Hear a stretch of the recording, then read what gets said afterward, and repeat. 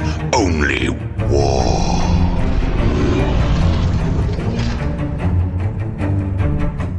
What is up, gents? 40k Dirtbags here. We got a tournament video for you guys. We just got back from Nova Open. We placed third out of around 400 players. If you guys are new to 40k in general, there are huge major GTs, and anything over 250 is considered a major.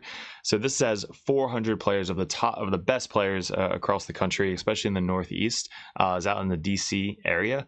So we got to play 9 games straight. So it is one of the biggest events of the year because of how many games and players that go to it.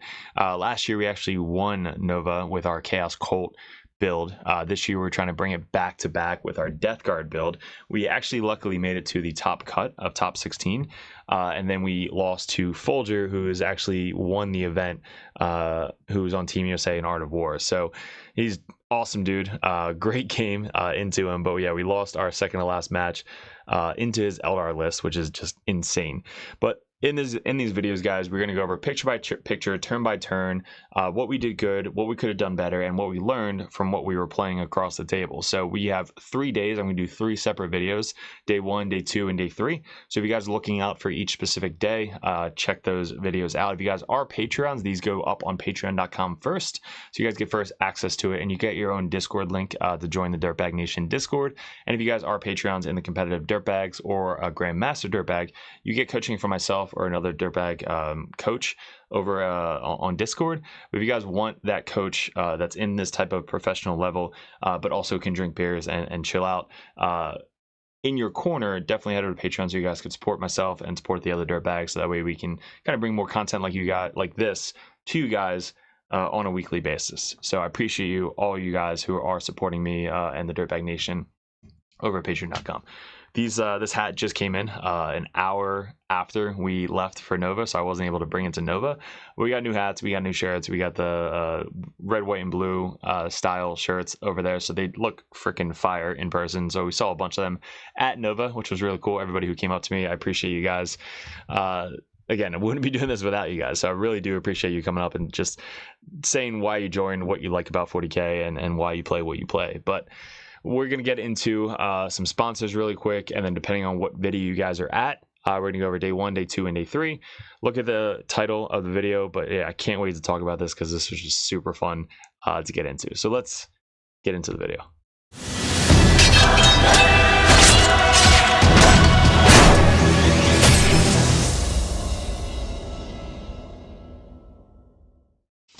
All right, gents, this is day 2 of the Nova Open third place victory. We are going against Sam Pope, one of the Team USA guys, known for his Gene Stealer and Tyrannid. I think he's the #1 Tyrannid player in the world. Professional versus professional. So getting our first game of the second day against a pro like Sam is awesome. Just be able to play somebody really good starting off the day 2 is really cool. So he is running his T-Sons. I asked him at the end of the event what he thought about it, and he's probably gonna go back to Tyrannids after playing this and where the Death Guard is at the current meta right now. But today, funny enough, we actually played twice. So in Nova, you get branched off into brackets. So if you make it top 16, it resets, or whatever, after 5 games, you make it into a bracket, 1 through whatever. Let's say, for example, we both made it to bracket #1, which is top 16. We then have a chance to play each other again because it resets. So then you could play each other if you go through the rankings and whatever. So we actually end up playing each other twice in one day, which is I've never done that before. So me and Sam played each other twice in the same day so this video you're going to go over twice with Sam. So first game is going to be pretty interesting because this is the first time going into Sam Pope and playing T-Sons with this. Next game is going to be versus Space Wolves, who actually won the best painting at Nova, which is awesome. He's such a cool guy. Really, really close game. And then third game going to Sam Pope again. So let's get into the game. This is his list. He's got Magnus, full 10-man squad of Terminators with the Sorcerer. He's got all the goats, but no characters, which is different than TJ's list. So 1, 2, 3 boat goats. They're so fucking cheap for what they do. He's got the Demon Prince, which is new. So Demon Prince with the extra damage enhancement. So he's got 4 damage. Melee, which is really scary, into Death Guard. The goats that go uppy downy. The other guys that have Scout. And then 1, 2, 3 units of the dudes with the sorcerers in each unit. So and obviously Magnus, but I think that's his list. So we are playing, let me pull up the list, or the mission. Linchpin. So Linchpin is hold your home field objective, get 5 points in the center. And if you don't hold your home field, you only get 3 points in the center. So we roll off. Death Guard is going first. This is our deployment. It's, I believe, search and destroy. So we're starting 9 inches away from the center. I really liked having 2 units to spawn. I think the 2 units to spawn actually helped out a lot of my games, being able to have one kind of more aggressive and the other one saving for turn 2. Before, with only 1 unit, you can't really be as aggressive with them because they are your spreading of contagion unit, because they're speed 8. So just being able to launch them across turn 2, put something in contagion, and then bring your Death Shroud down is kind of key. So for us, I always wanted to get this one over here for tempting target, because if, let's say, for example, you really hone down on these 2 things, you get tempting target turn 1, you're kind of screwed if you don't put infiltrators or something in this near this point. So he doesn't have any infiltrators. He's got scouts right here. He's got a 6-man or 5-man right here. These guys, 1, 2, 3 units. Magnus. He's got the Demon Prince in Deep Strike. These uppy downy guys and the Terminators go up and down once per game, and they can do that on turn 1. For us, we infiltrate these guys 9 inches away from his deployment zone. These guys on the line, the spawn, because they scout. So one's going to scout up in this little pocket. The other one's going to scout up behind this little ruin. This guy's right here. Now, he probably can get line of sight with Magnus or somebody to kill this guy, but I wanted to be a little bit more aggressive, so that way if I do get something, or if he puts something over here, I can then move this thing up and do something. If he commits Magnus turn 1, I still have basically Morty, this heavy bloat launcher, this drone to kind of come out and shoot Magnus, which I don't think he wants turn 1. So I gave him that kind of bait to see, like, all right, if he brings out Magnus, I can do something, but all of his other guns aren't really that powerful. So I'm pretty sure that I can live by putting this guy right there on the corner. If he had Vortex Beasts, I probably wouldn't be as aggressive, but he's got no Vortex Beasts. He chose the Terminators instead. And then these guys are up here trying to block out the back, and the other red unit, like I do every other game, is right there. We have this guy, Demon Prince, within 3 inches of this one lonely guy right here. So he's blown up right there. Morty's plan is to kind of go from there to up to there. And that is my deployment. I put my 1 heavy blade launcher in reserves, as well as the 2 Death Shrouds in reserves. So we end up going first, and guess what? Turn 1, we get tempting target. So turn 1, he picked this one, obviously, for tempting target. We move up our scout right here, and then we advance like 8 inches plus 4 or something. We get all the way to the edge here, which I'm expecting them to die. Like, I'm not going to throw them out there and expect them to live, but they did get me 5 points turn 1, again, because of tempting target. If we got a tempting target and marked for death turn 1, I'm starting off the game with a 0, which is never fun, especially going first. So we actually planned out pretty well to get tempting target, and we got that turn 1. What we did was we staged really well up here. So we put Morty, heavy Mythic Blade Hauler. This guy was behind cover here. Demon Prince moved up. Spawn were in the little ruin. This is actually the end of turn 2, which I'll explain to you what happened. But everything is basically scouting up to start here. So what we did was we got tempting target, and then we basically just passed turn. Like, there wasn't really anything we really did. For him, he just spread out. So he gave +2 movement for Magnus. Magnus moves up to here. All these boat ghosts move up onto the point. He gets like 1, 2 guys onto the point over here. Demon Prince rapided on the point, which I'll explain in a little bit. These guys spread out in the back. These guys scooted up because they wanted to get line of sight onto my what was over here? The Poxes. So the Poxes moved up, which I put in there not expecting that he could get line of sight, but he moved these guys in a manner that he could get line of sight. I think he double moved them or just moved them up, and I just didn't really plan that well. But yeah, they shouldn't have been able to get line of sight turn 1. The boat goats moved up as well.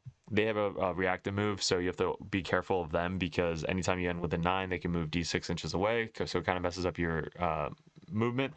But our reactive move can proc as well. So if he react to moves, I can react to move at the same time, which is really cool. If you guys don't know that about Morty, if Morty moves up or a Death Shroud unit moves up and stays within 6 inches of Morty, they then react to move off the Death Shroud. Your Death Shroud can then move again if they end within 9 inches of them. So you can react to move off of react to move. That's kind of like some pro level type shit right there, but it works. So for us turn 2, he got bringing down turn 1, which he actually killed. What the hell did he kill turn 1? So he uppy downy the Terminators, and my Mythic Blade Hauler was right here. I probably shouldn't have ran him up there. That was stupid of me. He should have probably been like more towards the center right here. So that way this wall kind of blocks the line of sight of that. But since I put him down right here, he uppy downied his Terminators to put him in this ruin right here. And once most of them were in that ruin, they can see through this and look into him. Again, if he was right here, I think he would have been a little bit more protected, and it would have been harder for him to get angles on him. So he was here. His Terminators came up, came back down on this ruin, and got line of sight to him right here. And that's how he got bring it down turn 1. So my idea is he had his big ass Terminator brick right here. I haven't seen this Terminator brick in a while, so I was like, all right, let's try and commit and do something. So we get 8 points. This is a Flying Dog Double Dog Juicy Dippa. 12%. Fucking crazy. Very good. Like a hazy IPA, but 12%. Oh my god. Okay. 2 units of Death Shroud come down. I get behind enemy lines and storm hostile objective. So behind enemy lines is actually done by Morty. Look how fucking far Morty up is. When this guy came this way and most of his kind of like scoring units were over here, I was going to commit everything to over here and have him choose. Like, all right, what are you going to kill? You're going to kill the Death Shroud? You're going to go after Morty? I'm just going to commit everything. I bring in my heavy blade launcher up at the top here to get line of sight onto his Terminators. The other one moves up, gets line of sight on the Terminators. This guy moves over, gets line of sight on the Terminators. Morty scooches up from here to over here. And my goal here was he had his Zangors that scouted up and try to block like line of sight as much as possible. But Morty runs up to here. Morty moves over here, does some mortal wounds to him. I charge in my Demon Prince and the Spawn and Morty. So the goal here is the Demon Prince and Spawn kill these Zangors, and then that way Morty can pile into these guys and murder them off the table turn 2. That was the goal. I failed horribly with that. So the Spawn charge in, and they hit like, I don't know, like 5. So I rolled a lot. It was like 12 attacks or something, and I only hit 3 times. Or I only wounded like once. It was so fucking bad. I was so pissed off at the Spawn. I wound 1 Zangor. I'm like, this is gonna be easy. Spawn are gonna wipe them right up. So I only kill 1 fucking Zangor with my 2 Spawn charging in. The Demon Prince then has to try and clear it, and he gets like 14 attacks or something with his sweep. Hits on 2s, wounds on 3s or 2s. Like it was nuts. I kill all but 1 of the Zangors. So what does Morty have to do? Of course, it's Zampope, so he keeps the 1 Zangor in combat with Morty, so Morty can't pile into the dudes over here, which again fucked me up completely because now he's in combat with these guys and these guys, and none of them died. So he has to do his fucking sweep, kill the final Zangor, pile into these guys, and taking these guys off the board probably would have won the game, honestly. Because now I'm stuck in combat with these guys, which they can't do anything. These guys are completely dead, so I don't have to worry about anything from this side of the table.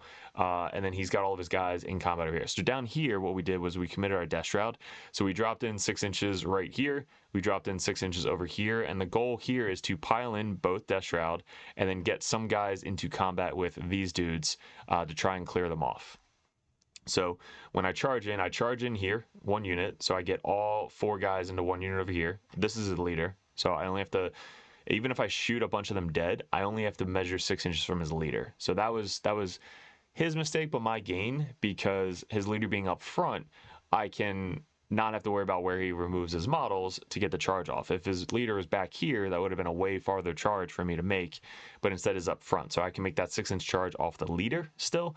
So I charge in, I pile in, and I get all these guys in. So I don't have to go base to base with these 2 guys because I blocked off most of the bases with these dudes. So when they charged in, I landed here. He rapided on the point here because he didn't want to lose the point, which was smart by him. I charged in and stayed outside 6 inches of the Demon Prince. I don't know if he was going to countercharge with the Demon Prince, but just in case, I didn't want to get slapped by the 4 damage on turn 2 from the Demon Prince. So I charge in, stay outside 6 inches, and I'm still able to pile into this unit, stay within 2 inches of coherency, and get some attacks. So I actually killed 2 of the red units with this one guy. Probably should have killed more. Again, wasn't the best rolling turn, but who cares? It's dice. So I kill everybody but the one character. So the one character is alive. I kill 2 of the goat boys. So I kill his whole Terminator brick, the Zangors. These guys should have died with the sweep from Mortarion, but I fucked up. Should have committed more into this unit, or these guys shouldn't have. Fuck, I should have shot them a little bit. And then charge, I thought he would like removed the guys from Mortarion to fail that charge, because he charged into the Zangors, and his base is so big that he was able to pile 4 inches into these guys and get attacks on there. So if he would have removed some Zangor models up here, I probably wouldn't have been able to make that charge. So it was tough. It was tough. Like, these guys just failed. I should have probably charged in. Oh, this guy failed his charge. So if he would have charged in, that would have killed like 2 to 3 of them, and then he would have been free to do whatever. All right, so that's the end of turn 2. His turn 2, he gets recover assets and establish locus. Not really good for his go turn, because now he's got to sweep up basically everything. He does a pro play and surrounds Mortarion in this manner. So he falls back these guys, which he keeps this guy off the point. Then he puts him on the point later on. But this guy is on the point, off the point right here. So when these guys fall back, they fall back behind the wall 1 inch away, so Morty can't really do anything. These guys fall back here perfectly. So we took some time and we measured, like, there's no way that he can land his base anywhere over here or land his base over there. So me and him were measuring very precise, so that way we both agreed, like, yes, there's no way that Morty can move 10 inches and get on the other side here, plus my reactive move as well. So my reactive move, he stays 1 inch away essentially from me over here, so that way I can't react and move and then move, right? So me and him both agreed that we can't do that, which was perfect. That is a pro play. This actually was in my last GT as well. So if you're going to try and play around Morty, this is the perfect way that Sam did it right here. So yeah, he's got all these guys there. These guys fell back from this unit over here, again, to block Morty's movement. Plus, he can react and move them, or double move them onto the point to steal, because they're 2 OBSEC, like to steal OBSEC from my 1, 2, 3, 4 guys over here. Up here, these guys again fell back. They can't do anything. They can't do anything. These guys are sticking on the point. So Morty's basically safe from everything up here. He decides to bring in both of his units down here to try and clear off my Death Shroud. Now, this is the correct play to go into Death Guard. Is you can kill both these units with the Lord Contagions in the same turn. I'm at a huge disadvantage, because then all I have left is Morty, which isn't really going to win me the game. So he moves up. Magnus moves up the boat goats. These guys both come in, which are super scary. The Demon Prince moves up to here. He's like gonna just murder everything over here. And at the end of this turn,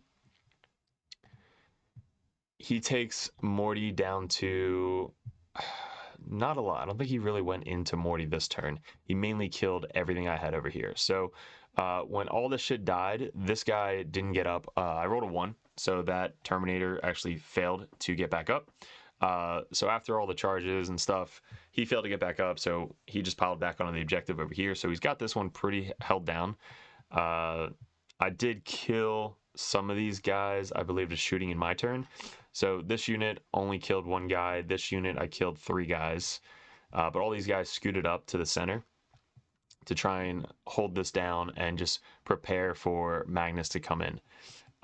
Morty did move up and make a 12-inch charge, which that extra 2 inches put me on the other side of this unit over here.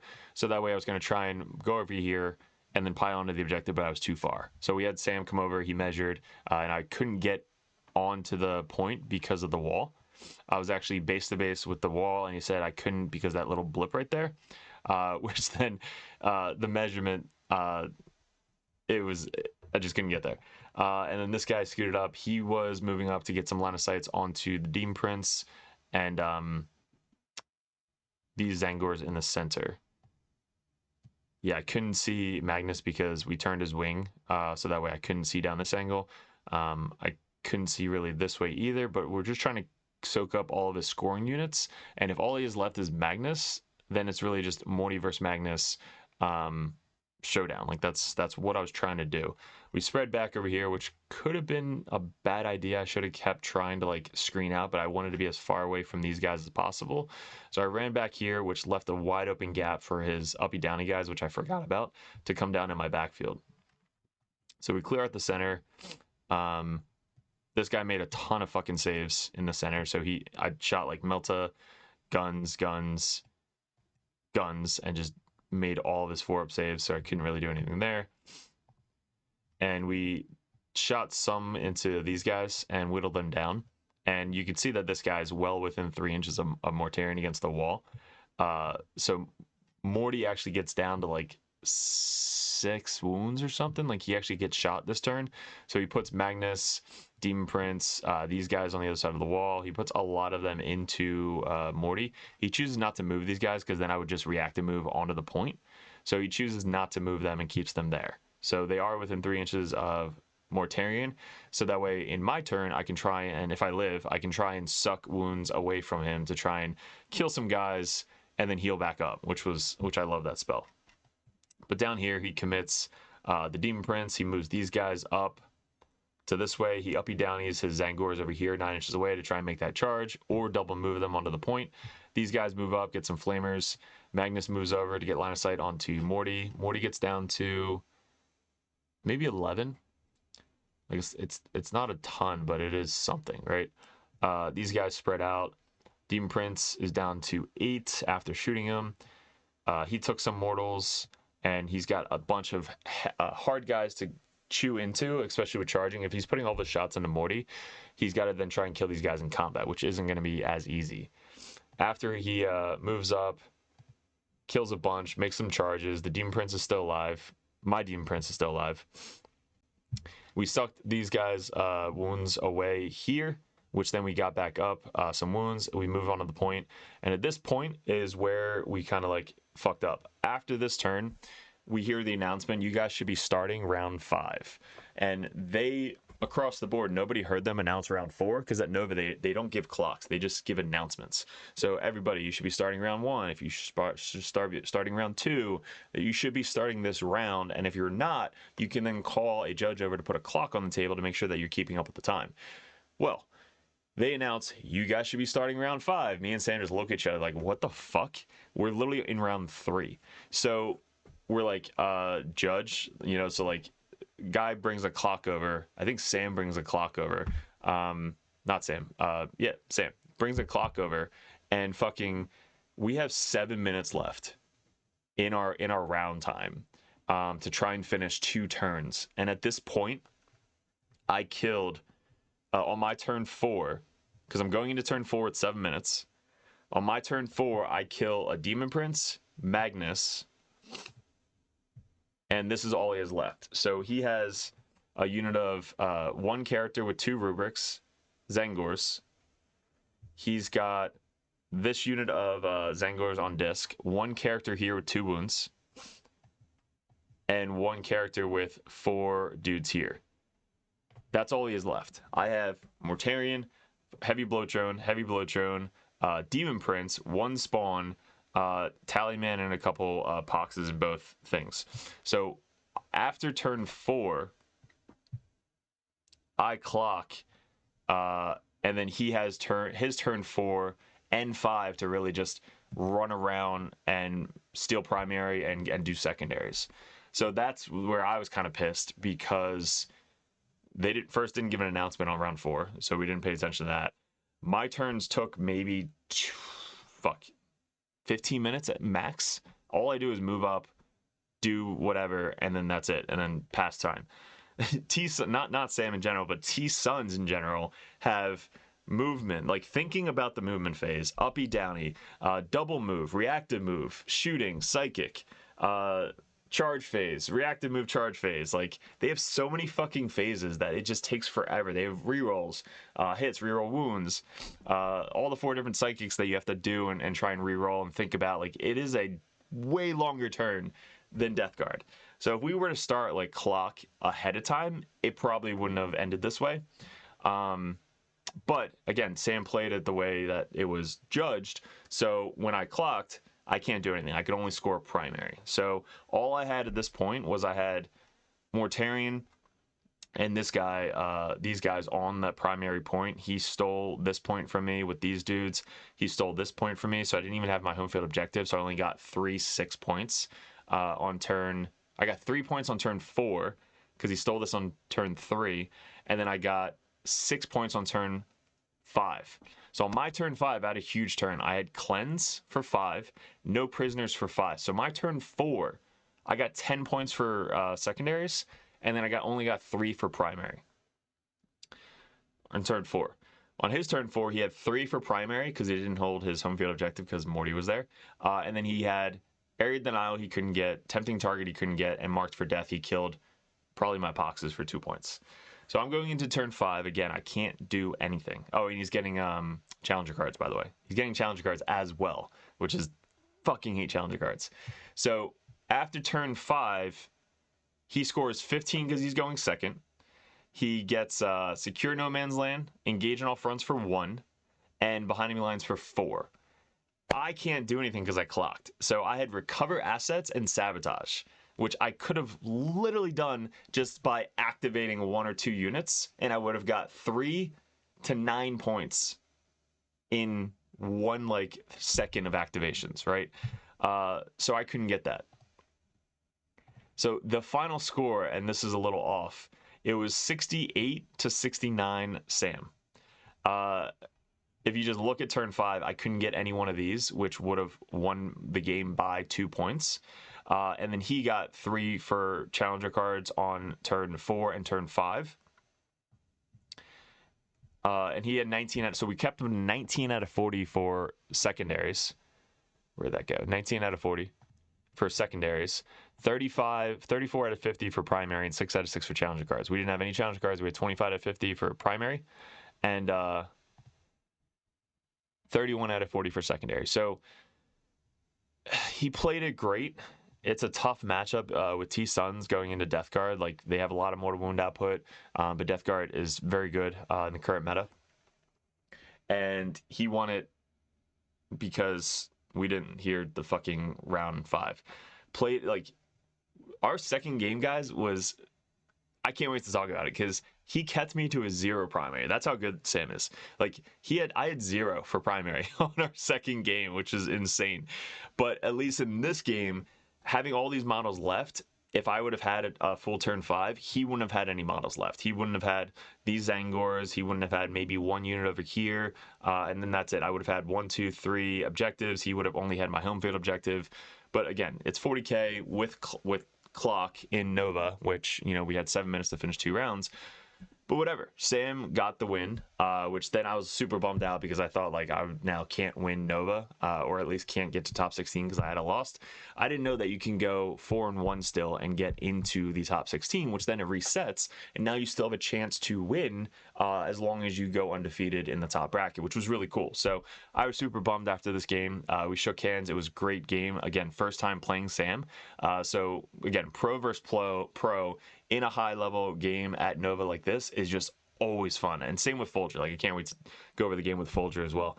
But it was a great game. He won by 1 in the ranking, which then he then goes into, I think, the final round, either 5-0 or 4-1.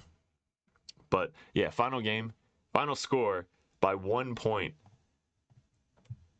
I mean, 69, he automatically wins, right? So 69 to 68. I missed 2 points somewhere when we were calculating, but yeah, it was an awesome game. So that's game 1 of day 2. So let's get into the next game, which is Space Wolves.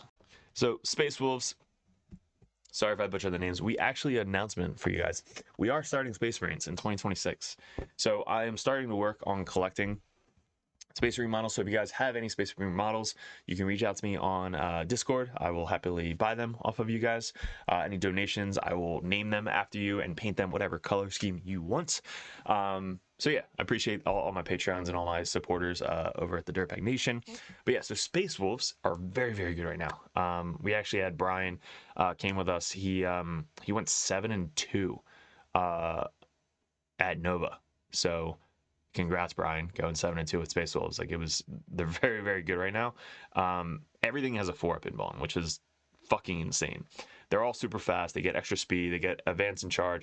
If you run them in Gladius, which I believe this is, you get everything. You get all the rules. You get every role that you have in the game, even with Oath, and then you still get all the Space Wolf tricks. So there, and this guy, he actually won Best Painting. I didn't see his terrain on the that he had, or the board that he brought, but like I have a couple of his pictures. I don't know if I should, right here. Look at this. Like, look at this guy. This is one of the guys he has on his wolves. They're just basic wolves. I don't know if this is like a captain, but he's just a basic wolf. So much customization on a lot of these guys. Like, fantastic. This dude's paint job. His drop pod had landed on a tree. Like, he's got a whole bunch of branches sticking out, and it's funny about the drop pod legs is like they don't count as anything, so you can like keep them off the board, stand on them, do whatever.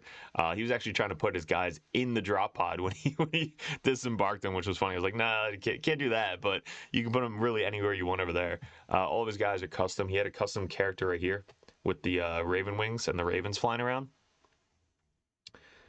What else is really cool? I mean, all of his guys, like a bunch of custom weapons and stuff. Eagle. This was his solo reactive move guy, lone op dude. The sergeant combi weapon. That's his custom dude. Awesome. He's got fur around his tank. Like, that's so cool. So shout out to this guy. Congrats on winning the best painted and everything. His list.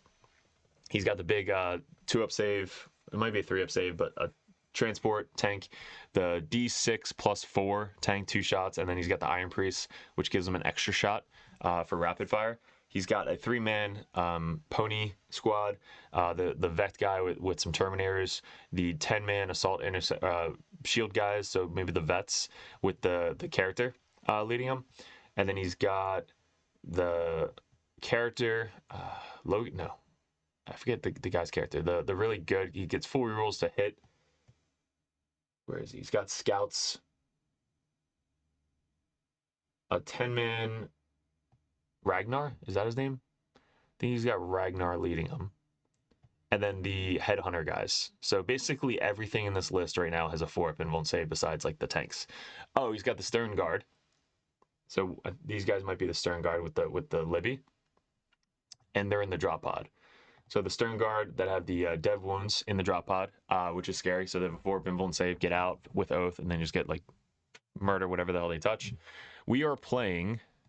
The mission is Linchpin was against T-Sun, Space Wolves, Terraform. So Terraform going first is pretty good. The layout is diagonal, so 30 inches going straight across 30 inches.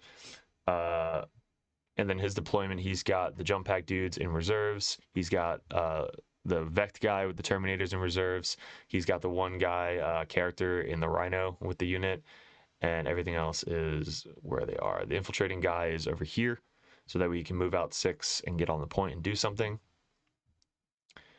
And for us, we do the same infiltrate every time. Like, we put this guy just barely on the point so that way you can make it sticky. These guys are within the center. One guys are going to scout up in this little thing. The other guys are going to scout up this way or scout back, whichever way we need them, because he does have cannons that can move up and just shoot these guys. So I want to not as aggressive as before, but if we go first, I still want to get that tempting target option. So if we go first, I can scooch up. If we go second and I get tempting target, I'm just giving up on it. So that's kind of the way to do it. We did put Mythic Blightholder here, 1 in reserves. The Heavy Blowtrone here, the other one in reserves. So those 2 in reserves with the 2 Death Shroud. Actually, it looks like we have another Mythic Blightholder there. So only 1 Heavy Blight Launcher in reserves. The other 2 Heavy Blight Launchers are here. We can start pretty aggressively because he can't get line of sight with anything on Morty, either this way or this way. So Morty's pretty safe right here. Same with the guy right behind him. So we go first in Terraform. So Terraform, we get Secure No Man's Land and Assassinate. So no Assassinate because he doesn't bring any of his characters out, but we do secure No Man's Land with the center and the top. and we end our turn kind of looking like this. So these guys run up to the point here. We do have these guys here, and we have these guys make that sticky. This guy scooches up to the point, terraforms. These guys terraform here, and I believe these guys terraformed here. I don't know if they terraform. Might have had, so they might have terraformed. So basically, move up, terraform, terraform, terraform. Now, new terraform, it goes off at the end of your turn. You don't get points until turn 2, so it's kind of weird to keep track of it in the app, but you get points at the end of the turn on both turns. So, for example, if I terraform all 3 on turn 1, top of turn 2, I'll get terraform on all 3 points. So that's 1, 2, 3. That's 3 points, 1 each. At the end of his turn, if they're still terraformed and he didn't unterraform them, I get another 3 points. So it's 1, 2, 3, 4, 5, 6. So you can get it up pretty quickly, and that's kind of what we were doing. Was we were trying to get primary as soon as possible. For his turn 1, he gets area denial and bring it down. So he has to choose what's he going to throw out in the center for area denial. Does he want to give up his ponies? Does he want to give up his unit here?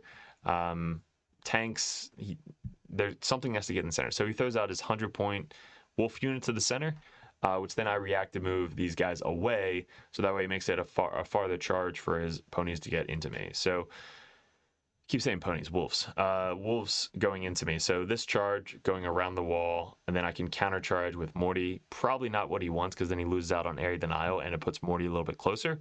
So I move these guys back, and then he chooses not to charge with his dogs here. These guys, though, surprisingly came down. He's like, how hard is the Demon Prince to kill? I was like, yeah, he's pretty hard. He's 2 or 4 with a 5 of Filament Pain. And T12. So really fucking hard. He's like, all right, I'm going to go for him. I'm like, cool, let's go. Turn 1, kill my Demon Prince. So it's still sticky, so if he happened to kill my Demon Prince, I still have that objective, which I'm happy with, but not happy with losing my Demon Prince turn 1. So these guys stayed in the back here, so they didn't really come out and block off anything. He's able to literally put his thing right on the edge there, because again, these don't count. And what I was saying was he's trying to put his guy like in this little pocket right here in the model, which you can't do.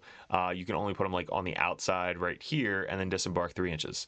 So he was able to fit his entire 10-man squad with the librarian and the drop pod outside 9 inches on the other side of this wall here to get all within 12 inches of my Demon Prince. So I was like, fuck, this is not good. But I'm a little pocketed right here, so they are all going to die next turn. If he lives, they're going to die even harder.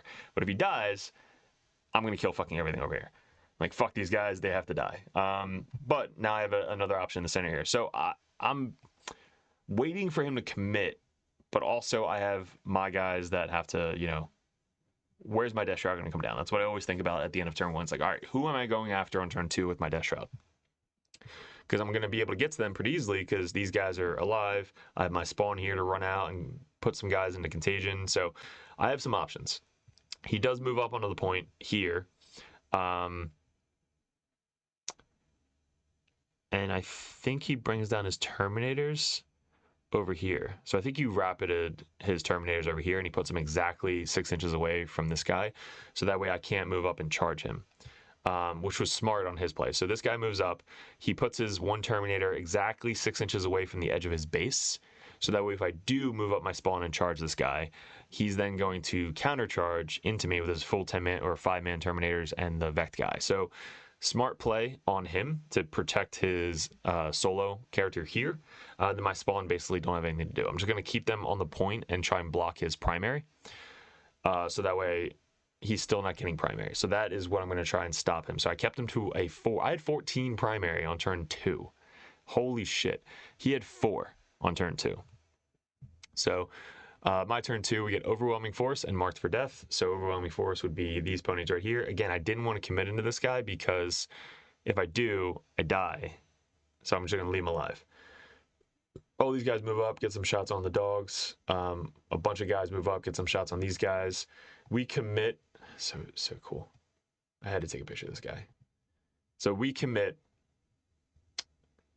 the 1 heavy blow drone up here, because it's a 10-man. They love shooting 10-mans. So 1 heavy blow drone up there, shooting that way. This one moving up, shooting that way. This guy staying there, not moving because I don't want to get overwatched. He got him actually down to 3 wounds. So he took 7 wounds off my Demon Prince with the 2 up, 4 up. He's got Dev Wounds, right? So 2 up, 4 up, and 5 up Feel No Pain. So he almost killed him, but I lived on 3. Moved up my spawn, moved up Poxwalkers, got everybody within contagion. This guy scooted up to get in range of these. These guys both have Meltas and Cracks, so they can actually do a lot of damage to these things. Morty scooches up, gets line of sight onto this wolf right here, and these guys over here. So I do the same line of sight trick where you basically twist your model so that way only the line that you really want can be seen. So for example, I put the line from the edge of his weapon just like this to his base, so like this. So the only way that he can see me in return is by getting his tank to exactly right here.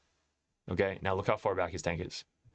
So can you get your tank, sir, to this spot? And if the answer is no, great. He's staying right there. He's going to shoot this angle and get that target. That's how you want to measure your line of sight with your big-ass monsters like Mortarion. Because if I move Mortarion up and I have a line of sight to, like, let's say this guy or this guy, if I can see them, they can see me, which is not good. So if I have that line going all the way out to like this guy to here, all he has to do is move up his tank and just fucking murder Mortarion, which I do not want. So great example right here is getting your line of sight laser out, which we have on Rexar Laser's website. Down below, line, it's fucking awesome. You can get a dirtbag print on it as well. The laser line goes across, just barely sees this guy's base right there. And that way, in return, he can only shoot me from this angle. And you both agree on it, right? You both, yes, out loud, you can only see me from this spot, correct? Yes, awesome. No complaints, no argument. If he argues later on, bring a judge over. Hey, we both agreed upon this spot. He agreed. If he says no, straight up, he should get yellow carded. Like, that is unsportsmanlike conduct. You both agreed out loud. He should get a fucking yellow card. Fuck that guy. You should not play with that guy. But over here, what happened was he rapided again. So second unit can come in rapid. 10-man jump back dudes with the character, and I know where they're going. So I have Mortarion here, which I'm not really afraid because I have the -1 damage. I can do some mortals on the charge in, but I'm like, hey, these guys coming over here is fine. I don't want them coming like back here to try and steal my home field, which would have been way better on his part.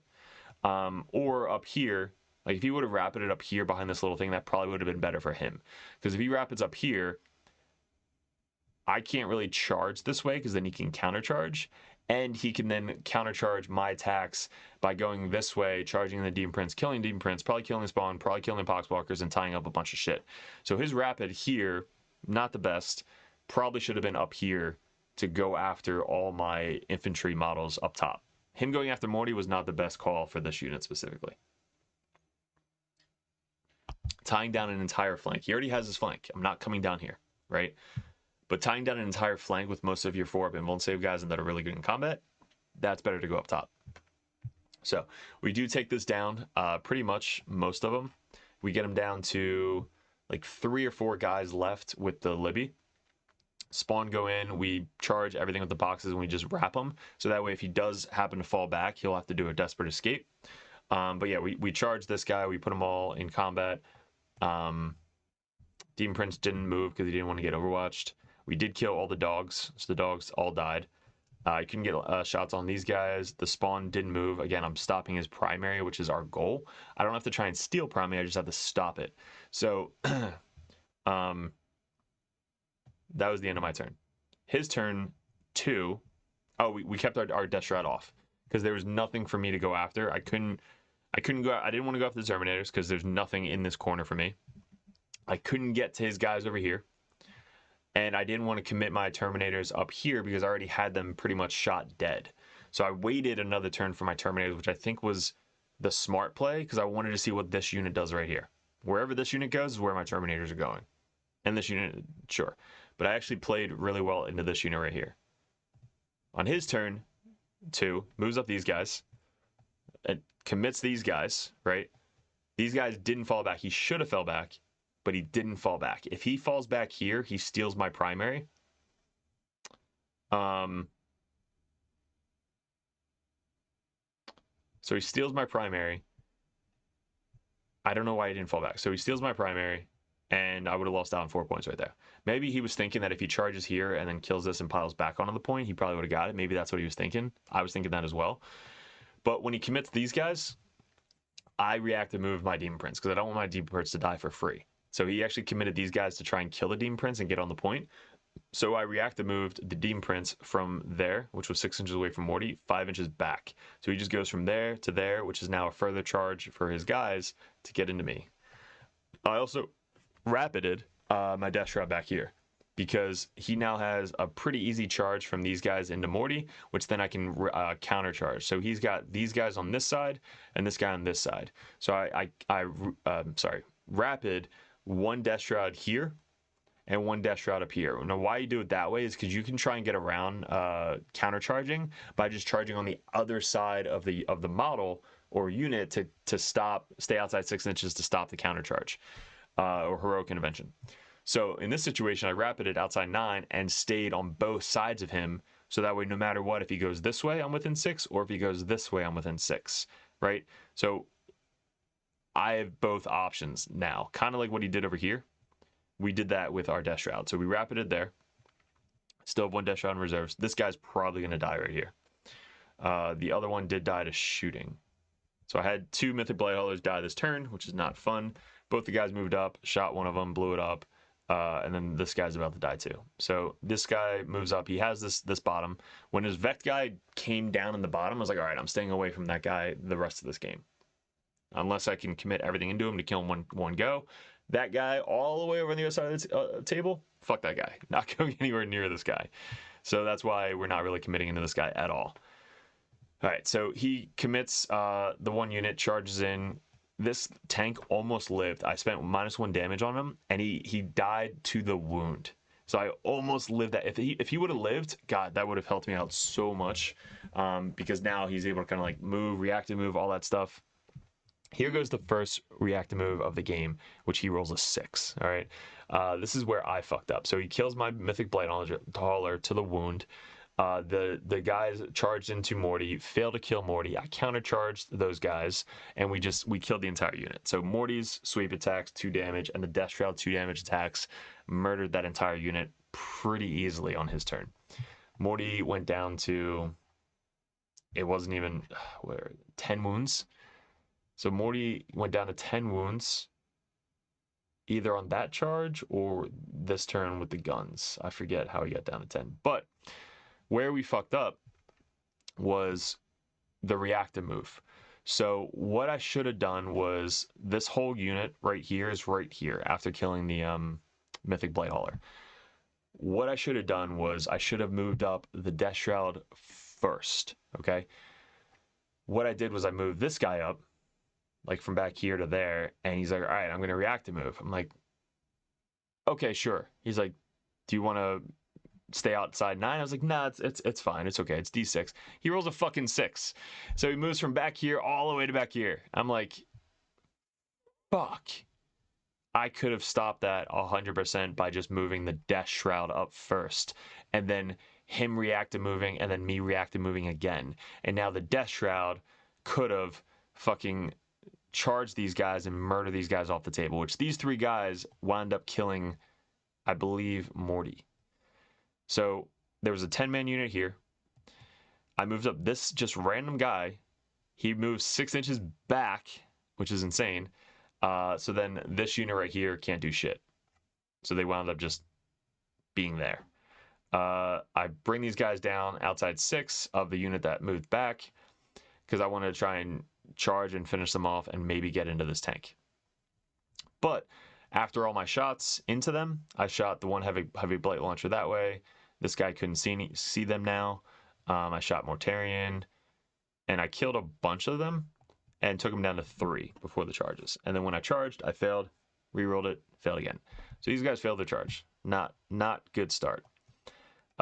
These guys murdered the spawn pretty easily, and they're sitting on the point. Tallyman's doing his job in the back here. So I still have 2 full units of Death Shroud with the Lord of Contagion, but we didn't kill the unit that we wanted to kill. This unit needed to die this turn for me to feel safe committing both my Death Shroud that turn. I should have had both Death Shroud here.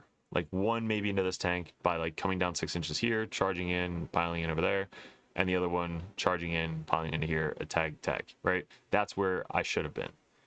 But instead, I mismoved my play. He reacted move away and then messed up my whole turn. So I almost lost the game right there. Dean Prince still has 3 wounds, moves up to the point. Morty commits. Once that happened, Morty committed up this way and then charged to try and finish off this unit up here. Once these guys charged in, I think the Mythic Blight Hauler charged in. Morty couldn't get in combat with that unit anymore, so he piles into the piles into this thing. I forget what happened. Oh, so I charged my Mythic Blight Hauler into him and failed to do one mortal. So I failed to kill one fucking guy with the mortal wounds over here. So I wanted to try and kill all of them, right? But I didn't roll 1 5-up. So that guy failed his tank shock. So we started with him. He went first, killed the one guy on 1 wound, and then piled in so that way Morty could not get into this guy. So how it worked was he piled into this thing, the drop pod, killed it, and now since I couldn't pile into this guy, I can then consolidate. So I consolidated back onto the point, which looked like this. So I piled back onto the point. So now what had happened was those 3 guys that lived, right? They committed into Mortarion. So he had a bunch of guys going to Mortarion. Mortarion had like, I don't know, 1 wound left after all the shots. They charge into Mortarion. Mortarion dies, blows up, didn't want him to blow up, blows up, does a bunch of wounds to everybody around here. Blows up and kills like a bunch of shit. So that had sucked.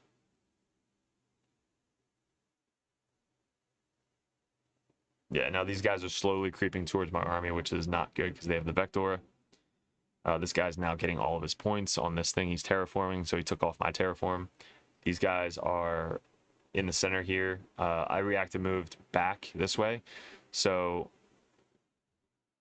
when he moved up, I reacted moved 5 inches back to make that charge farther, which I think he then failed the charge. But I still have a full unit here, which if I move up this way, he's just going to react and move back, which is, guess what? What he did. So he fucking moves. So I move up these guys, which they were here. He rolls another 6. So this bastard rolls 2 6s for his reactive moves, which take me completely out of the game, going the opposite direction of me. So he moves completely away.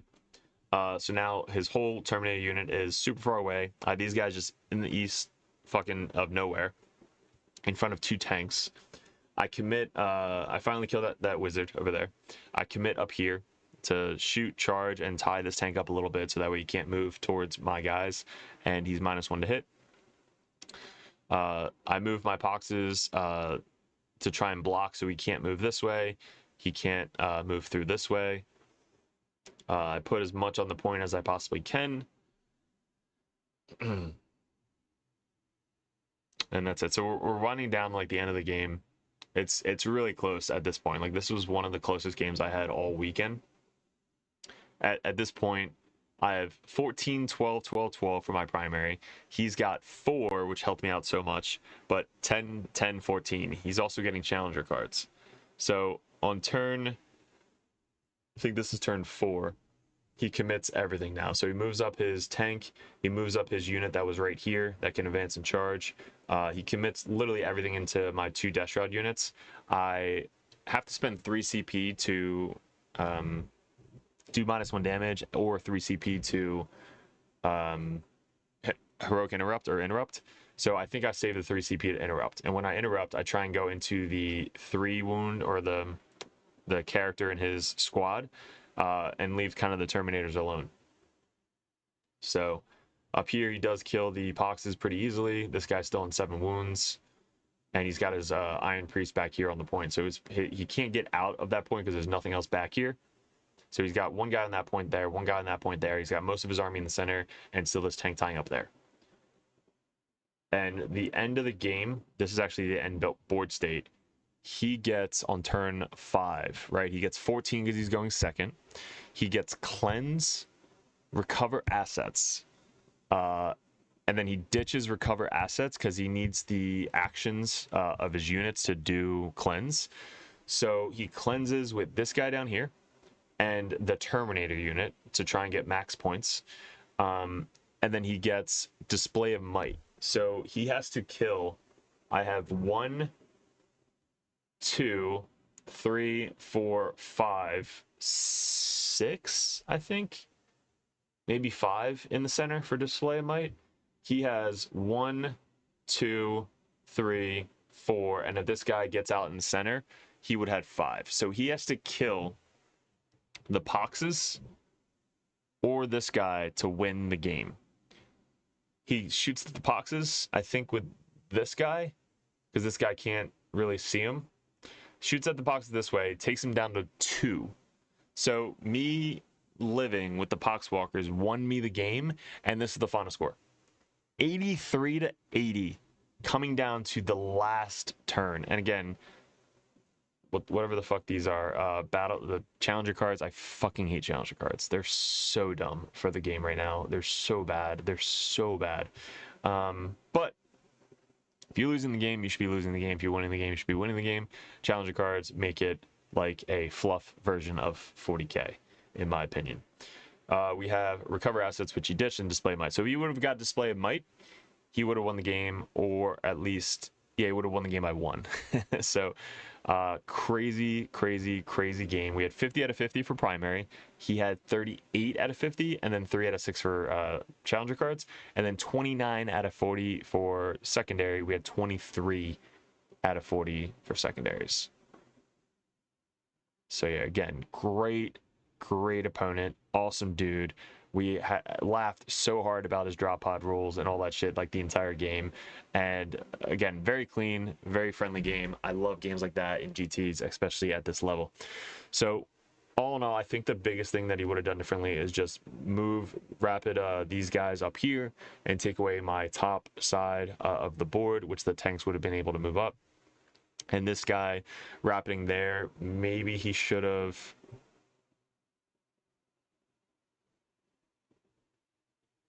So when this guy moved up, he rapided back here. Maybe he should have rapided here. Because me stealing this from him didn't change. Like, it didn't really do anything. But him getting more towards the center of the board with his Vector definitely would have changed the game. Having to do all my strats with an extra CP and having the Terminators be able to be super aggressive towards Morty and all that definitely would have fucking changed the game. So I think the 2 rapided positions was a huge game changer for my sake. So you could have even like rapided maybe one guy here and crescent mooned this way. So that way the big Vect guy was more towards the center, 9 inches away, maybe like right here. And then 1, 2, 3, 4, 5 here. That way you're still within 6 inches counter charge of this guy. That would have definitely changed the game. So rapid up there, rapid right there. And these guys getting out earlier. They were protecting the backfield, but he was really afraid of my Death Shroud coming in the back and killing this tank, which didn't really matter at that point. I think these guys, switching spot with these guys definitely would have been key. Because when these guys like commit up top here, they're still back here. So I think if these guys would have advanced and got to here and set up for the next turn, definitely would have helped out. Yeah, they're still back there. So, but again, all in all, great dude, awesome game. 83-80. Thank you for the great game and congrats on the paint job. That takes us into the bracket round, guys. So we went 4-1, which got us into the top bracket of Sweet 16, and that puts us into Sam Pope again. So me and him, there's 5 of the same matches, right? Everybody played each other, which is crazy. Like, I've never heard of that before. There were 5 games in the top bracket that all played each other, which is crazy if you think about it. So me and Sam played each other, a bunch of other dudes played each other, and they're all playing again in the same day, or at least the same 2 games on the same day, in day 2. It was nuts. So this game is gonna be super fun. That'll be coming up right now. All right, so after everybody set up and after Sam, who was running the event, talked it out with everybody, and it basically didn't matter at that point. Like, we all agreed that, I mean, really, it was his decision. Like, we have no say in this shit. But we agreed that no matter what, it could happen, right? But it also couldn't happen because if we all played different people, and depending on the win-loss scenario, we still probably would not have played each other, right? You have 1 in 16 chance of playing them again, or 1 in 8 chance if they both win at playing them again. But whatever. We all matched up again. So me and Sam, and he was bummed. I was bummed because we both played each other already, and we kind of know the armies, yada yada. He was more bummed because he didn't want to go into Death Guard. Like, there was 2 top 16 Death Guard players. They were both very similar lists. We were both running Victorian. We both had Morty, which I don't know who the other top 16 Death Guard players, but congrats. Like, that's awesome after post nerf.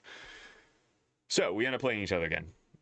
And in this mission, we play Supply Drop. So Supply Drop is the Alpha Omega, which is very easy to stop primary, especially if you go first. And he, again, Sam is pro player, really good. He gave me 0 for primary. This game was insane, guys. So after the first game, we played again, and I knew what to look out for. He knew what to look out for. So we were both playing very cautious and very strict with what we were doing. Everything needed to be precise. Everything needed to be where it had to be. So in this matchup, I haven't actually tested this game before Nova. So I played this at an RTT a while ago, so I didn't really have a lot of reps going into it, Supply Drop. But T-Stones went first. So going second on Supply Drop, already a huge advantage. Also, look on the table. Look at this, guys. Chess clock. So in all of the top 16, everybody had a chess clock. No matter what, every table had a chess clock to make sure everybody got 130 minutes on each side, which I really appreciated. I liked that they actually put chess clock down because we all are good players in the top 16, and we all are used to chess clock, and we're not using it to manipulate or get better or win the game based off the chess clock. So this game, I was more, confident that it wasn't going to come down to time again, which definitely sucked in the first game. But this game, we got chess clock. So he sets up almost the same way as before. He's got his 2 units in the side here, Magnus, the Zangors that have the scout, the other unit. Like, he basically sets up the same exact way. We set up pretty similar as well. We put both of our spawn, though, in the center instead of going one this way. We have 1, 2 on the board. We have the same setup, so 1's in reserves. Morty's more aggressive on this deployment because he can't get line of sight to me. Again, if he does, he has to commit something, but he doesn't have guns. His only gun really long range is Magnus. So if Magnus moves up and gets line of sight onto Morty, I can then shoot him back and probably kill him. So uppy downy Terminators, again, he is first. So T-Sun's first turn, he commits his fucking Terminators to try and kill my Demon Prince. I was like, not again. Like, am I doing this wrong? 2 for 2, losing my Demon Prince turn 1. First with the Space Wolf and now with Sam. So I think he might have had a hint from somebody else that if you kill the Demon Prince on turn 1 or as soon as possible, it is very bad for my list, and he is correct. If you take away my free strat for my 2 CP, -1 damage, or just a free strat in Vectorum, which we have a lot of good strats, that's going to be huge. It's a 205 point model that has Lone Op. Like, killing him very soon is going to be a good idea. So he does the right play. He goes up in the command phase with his fucking Terminators, coming back down in the command phase, or in the phase, and he puts all the dice out, and 9 inches away from this guy, 9 inches away, or 12 inches away from the Demon Prince, so he can get everybody in. He actually moves them up. So he actually 9 inches away to here, but with his double move, which is bullshit, right? These sons are crazy. Double move gets into range of 12 inches. So he puts everybody, all the Terminators, within range of the Demon Prince, which we measured it, and he wasn't within 12, but he stated that he could have been within 12, so we just pushed everything up forward, which, as long as you play by intent and say it beforehand, you're good to go, right? So Sam, being the player that he is, very professional. Says that he's within 17 inches of the Demon Prince. So after his 5-inch move, he's then within 12 inches of the Demon Prince with everybody. So he gets all the shots on the Demon Prince and takes the Demon Prince down to 1. 1 wound left of the Demon Prince. Holy fuck. Yeah, that's scary. So I know Sam is here to play, right? So after that, I'm like, all right, are we going to commit again on the Terminators or try and kill them as soon as possible?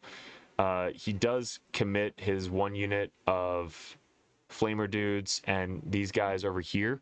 So if I can tie up T-Suns and they can't fall back and do anything, that's going to be my goal.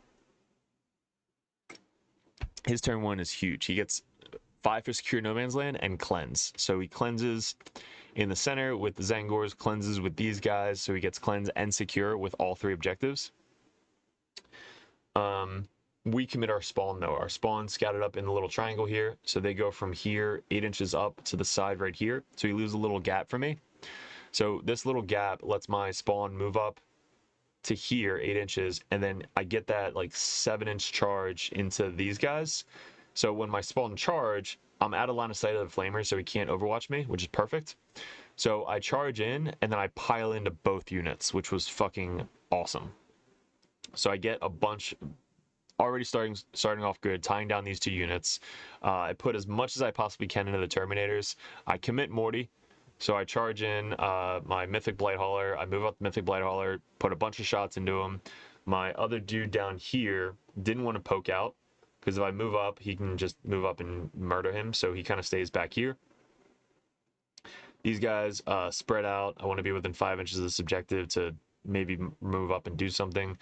Both goats are down here. These both goats are still there. These Angors got tied up with the Poxes, which they failed to kill enough of them, so he actually still has this point. 1, 2, 3, 4, 5, 6. I have 1, 2, 3, 4, 5. So that sucked. Definitely wish I'd stopped that, because he got 10 for primary on supply drop, which was not fucking good. Yeah, that was really bad. I definitely should have put more into these guys. But yeah, the Terminators didn't die.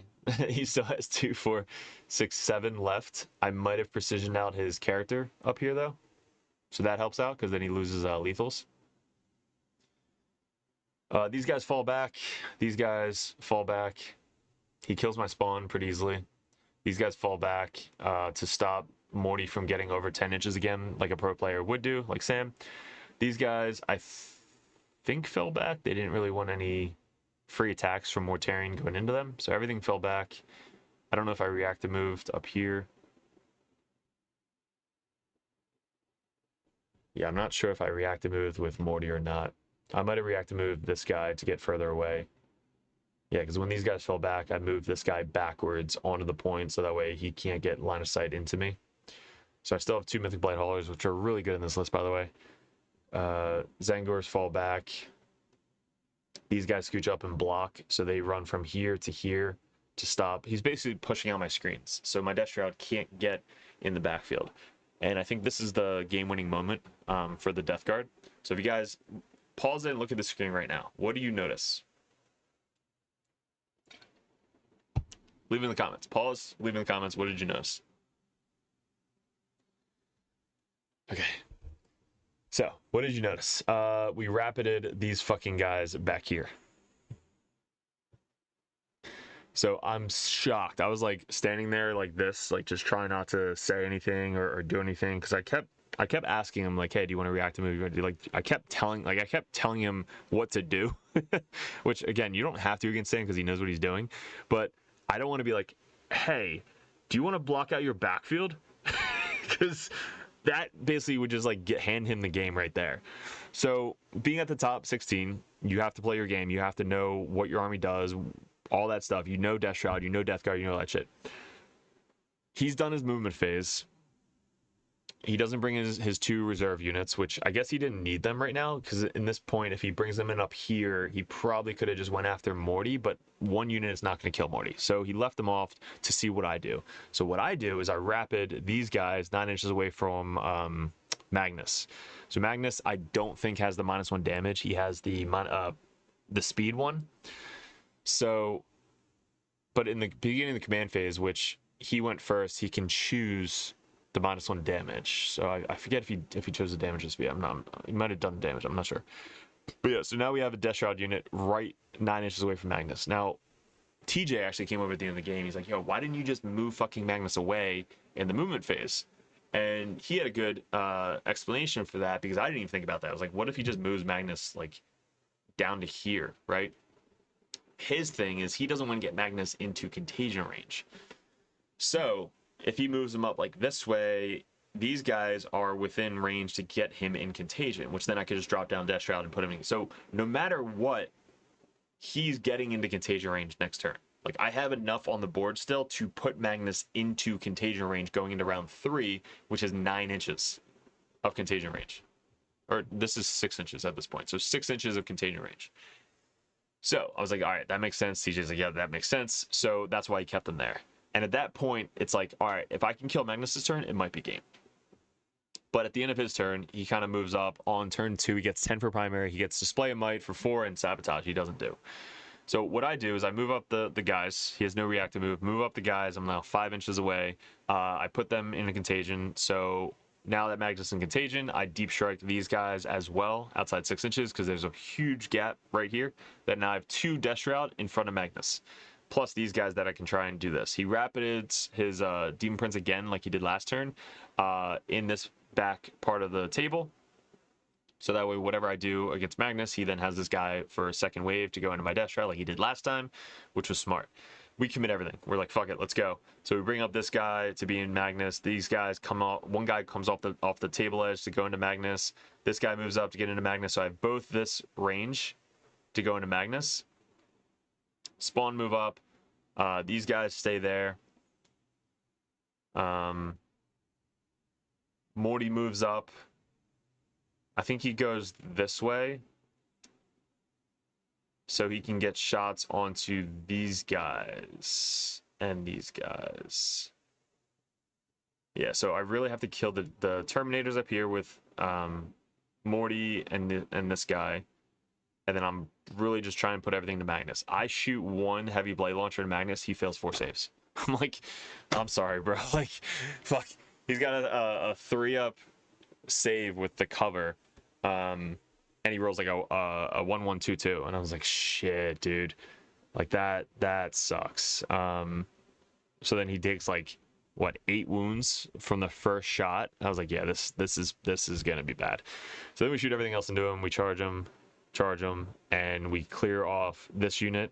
We kill him with the first charge with the Death Shroud, and the second charge we pile in and kill the other dudes on the point. So now we have both these units on the point. Magnus is dead. Most of his Zangors down here are dead. There's still 2 Zangors here alive because I charged with the spawn. These Zangors in the center just keep fucking me. Like, I don't kill enough for me to stop his primary. But I think we do here. So I have 1, 2, 3, 4, 5. He has 5. So we tie his primary in the center. So we hold him to a 0 on turn 3, which is huge. We stop there and we kill the Terminators up here with all the shooting, grenades, end of the movement phase, do mortals, and then we charge in and finish them off. So these guys are stuck in combat. He's got 1 guy left up here, which is the character.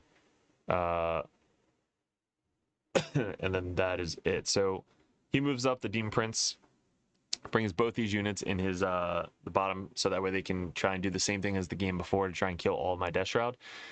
So they move in, this guy moves in, these guys fall back, steal the point back, and now he's going into all of this. These guys fall back, he doesn't steal, he basically just ties it again. So these guys are still there. We react to move this guy closer this way. So he was here. Once these guys move back onto the point to steal the primary, I react to move this guy forward to try and get into the fight next turn, because once he kills most of this and charges in, the Demon Prince is going to be somewhere around here. So that way I can move up potentially 10 this way and get line of sight. So that's why I react to move this guy forward to try and get him into the fray. But he is doing a very, very good job at stopping my primary. I'm at 0 right now for primary. On turn 3, I do get a challenger card because I'm at 0. So on turn 3, he kills all these guys die. He kills everything. So he kills all of my Terminators and Death Shroud. So Death Shroud and the Lord of Contagions both die to just everything. Like, T-Stuns are so scary that they can kill 2 full units of Death Shroud Terminators by just shooting at them. And then I don't know if he even charges in. Yeah, but I do commit my Mythic Blight Hauler down below to try and blow up the Demon Prince. Down here. So I bring up both of these guys. I move back my spawn to wait a turn because I don't want to commit them to all the flamers. So whenever the flamers move up, I can then just go this way. Mythic Blight Hauler moves up, charges in, tank shocks, kills the Demon Prince. So we lose this point again because he has 6 OPSEC on there. This one went away first, so I don't get that on turn 4. This one goes away second, and then this one's on turn 3. So we kill the last character up here. He picks up his Zangors. They come back down in this corner to wait and kind of do a secondary. They can keep going up and down. So that was smart, putting him over there. He moves up here to stop primary again, like Sam does. He kills everything here, puts all these guys on the point. And then on turn 5, we put everything in the center. This is what we have at the end of the game. This is really good food, by the way. This is what we have in the game. So first game, we lost because of the 7 minutes each to finish 2 turns because we both didn't hear. They didn't announce round 4, which is bad for everybody. So we went into turn 5 as we were on turn 3. So this game, I finished with 26 minutes left on the clock, just to show that, like, the turns for Death Guard were a lot shorter than the turns, obviously, for T-Suns, but that's what would have happened. Again, not taking anything from Sam. Sam is a very, very, very good player. Very, very good player. So in this game, it's just a tough matchup. He didn't want to go into Death Guard the first time. Doesn't want to go into Death Guard the second time. And leaving that wide open pocket, this was the game right here. Like, this moment right here, he saw it. I saw it, and that's kind of what happened right here. Was this as game? If he brings in, I don't know, just 1 unit back here just to screen out, maybe a little bit more, that would have stopped me from getting Magnus into contagion range. Like, because these guys are he did really good at blocking out the entire game. So in this turn, I think what I would have done was I probably would have, if the guys again were back here, they're kind of out now because they can't really do anything from back there. His guys, if he would have moved them on. But again, Magnus would have been alive. So what I probably would have done if that was the case, I probably would have dropped them in up here to help out with killing this unit, these guys, and this guy. So I would have taken out this thing like I did before. But these guys would have been dead. So I would have had nothing contesting this point. So I would have killed these guys, and these 2 guys. So I would have at least held primary for 1 more turn.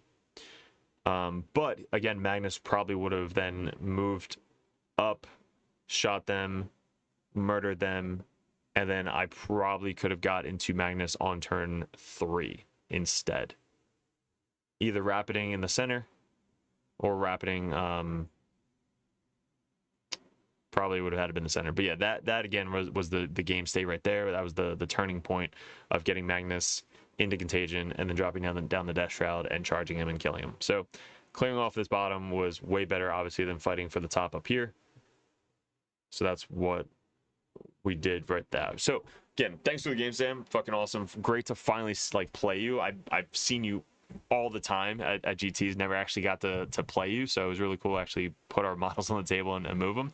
But yeah, that was the difference in this game compared to last game. Last game, he just fucking stopped my primary. This game, he stopped my primary. Look at the score, guys. This was the score. He gave me a 0 for primary, which is amazing. So 0, 0, 0, and then 15 because I went second. But he had 10, which he should have had a 5 because I didn't really commit in the center like I should have. So he had a 10, 0, 8 because he held 1, and then 0 on turn 5, and 20 out of 40 for secondaries. We only had 15, and then 38. So our secondaries are really what won us the game this time. But 66 to 48, second game against T-Suns, Sam, Pope. Yeah, nuts. So that does it, guys, for day 2. Top bracket going into the championship games on day 3. So day 3 was against Necron, super fun opponent, turn 1. Folger, who won the event with his Eldar. And then TJ Lanigan, game 6, or game 9 on day 3. So yeah, that video is going to be super fun. So I'm going away, guys, this week. So if you guys are watching this, the videos come out ahead of time on patreon.com. Head over there, support us. You get a Discord link that it's only Patreon, so it's Patreon chat on Discord. Get to message me if you guys are competitive Dirtbags or Grandmaster Dirtbags for some coaching. We did actually, after Nova, get ranked #1 Death Guard player in the world as of right now, making this video. After LVO and after Worlds, we'll really determine if we make that #1 spot, which is what we've been fighting for this season. Because if we can get Death Guard #1, that's another banner up on the wall that we can do #1 Grey Knights, #1 Chaos Space Marine player, and the #1 Death Guard player in the world. So that's what we're going for this year, guys. And it's all thanks to the Patreons and my wife of this year. So guys, I really appreciate it. Thank you so much. Head over to the merch page. All the merch is awesome, especially the red, white, and blue logos.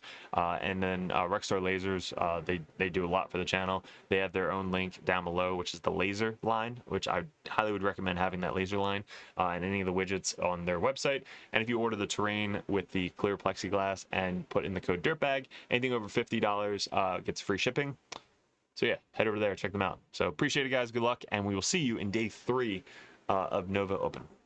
What is up, gents? 40k Dirtbags here. If you guys are interested in joining the Dirtbag Nation over at patreon.com, you get a bunch of perks. What we did in 2024 was we really expanded. I had traveled a ton and I played my ass off in 40k. Right now we're ranked #1 best player in the United States on ITC rankings. We were the #1 Chaos Space Marine player in the world this year in 2024. 2 years ago, we got ranked #1 Grey Knight player in the world, and this year we're probably going to go into Death Guard, hopefully when the new Codex comes out, or Emperor's Children.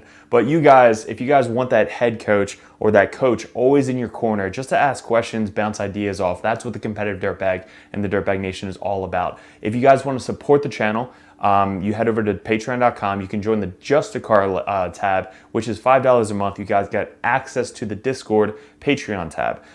You have to be a patron to get into that Discord, and also I'm always there. All the other coaches are there.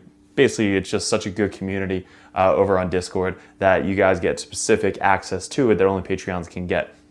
If you guys want to bump that up, the competitive Dirtbag tier, you guys get to message me or another Grandmaster or another Dirtbag coach over the Dirtbag Nation to add unlimited questions, list ideas, list reviews, and bounce ideas off of. That's what having a coach in your corner is all about. If you guys want to bump up to the Grandmaster tier, that tier you get every perk under the sun. So basically you get access to Discord, you get one-on-one coaching, you get a call once a month if you guys would like to go over any RTTs coming up, any GTs coming up, any list reviews live over Discord chat, and also a special perk that Grandmasters get if you guys want any video suggestions like we do all the time with these table setups that we just upgraded thanks to the Patreons.